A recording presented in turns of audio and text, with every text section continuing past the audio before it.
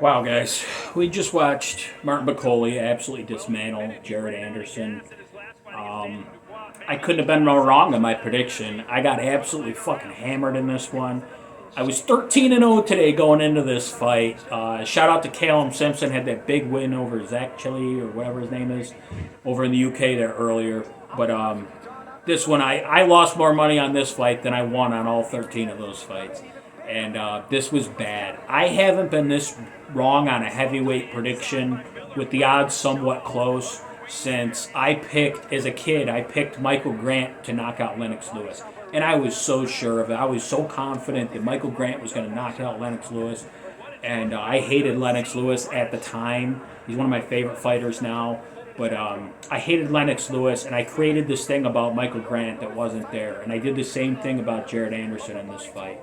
I hyped up Jared Anderson a lot over the last couple of years, and I kept saying, like, guys, he doesn't need to, he doesn't need to knock people out. He can stick his way, into a title shot. And I was dead wrong. He can't stick and move his way. Like, he had a terrible game plan for this fight. Let me just say this: like, I watched a breakdown before this fight, and it was a guy named Hellraiser Boxing in his channel on YouTube. He's a really good boxing mind from the UK. The guy knows his shit, and he picked Anderson to win as well. But he said that Anderson was going to do exactly what he did, and he said that Anderson trains with Sugar Hill Stewart now. He's going to have Anderson fight Bakole the way that Tyson Fury fought Wilder in the second fight, which is stand your ground in the middle of the ring and try to smother the power puncher so he doesn't have room to set up his big shots, I guess. But and that's what he did. It didn't work. And like, dude, abort the plan after that first round. Martin Bakole hurt him bad in the first round. It was like a 3-4 punch combination. The first one really rocked him. And then Anderson went down, and he just did not look good from then on. He came back in the second round. He might have won one of those second or third rounds, maybe even both of them, especially on the judges' scorecards, because I'm sure they were favoring Anderson. But he just didn't look good. He was not taking those punches well. Even when he was landing more than Bakole, he couldn't move Bakole, and Bakole hurt him every time he hit him. So, no excuses for this one. I was just dead wrong. Bakole is a lot better than I expected. I couldn't get that Michael Hunter fight out of my head. And I didn't think that fight had a lot to do with the injury. I thought Michael Hunter would have beat him anyways. And I saw Jared Anderson as a better version of Michael Hunter. Maybe he's not. I don't know. But I don't think Jared Anderson will ever get back to where he was before this fight.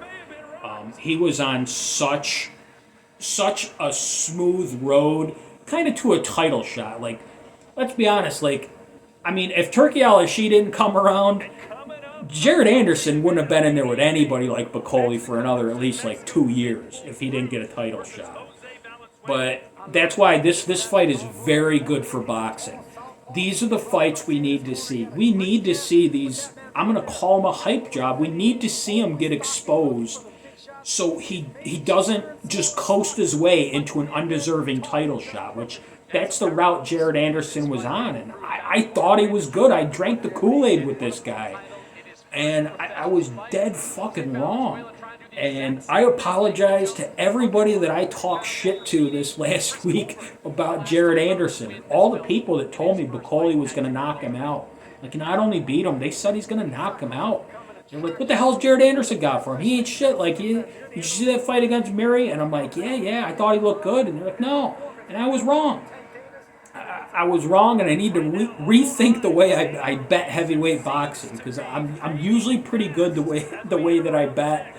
But, and I usually, if the odds are this close, like, I thought the odds were way off on this one. I thought Jared Anderson should open up as a 5-1 favorite. It's just, that's the way I thought. That's how fucking wrong I was. And, but when the odds are this close, and I think they should be wide, I usually take a step back and realize nobody knows more than the old men in Vegas making these lines. And it's 100% right. And they proved me wrong again. They suckered me in to the low number. I usually don't go all in on a fight like on a 2-to-1 odds. I'll never do that. And I did it tonight, and I fucking paid for it. But let's see, where do both guys go from here? Like Jared Anderson, like you built yourself up such a hype, like you have to fight somewhat of a name next, and I don't know who's out there that you can definitely beat because you cannot lose 2 fights in a row. But at the same time, you can't go back to fighting Rashad Miries or whatever the fuck his name was. You can't go back to that either. So I don't know what the kid does. He's only 25 years old, and he got exposed big time, and he took a bad knockout. So now he's not going to be able to take that stand and bang approach with these bigger heavyweights because he found out that doesn't work. He doesn't have the power to keep a big heavyweight off of him. And let's be honest, like a lot of these heavyweights today are big dudes, but I don't know where he goes from here. So Bakole, I would like to see him fight the winner of Ruiz Miller. I'm watching that right now, but I would love to see that, and I hope Bakole gets a huge payday after this, and he's well deserving of it. He proved that Michael Hunter fight was a fluke, and he's somebody to be reckoned with. Maybe like that Agate Carbajal guy who was on one of the Ryder cards last year. He beat the guy who beat Frank Sanchez.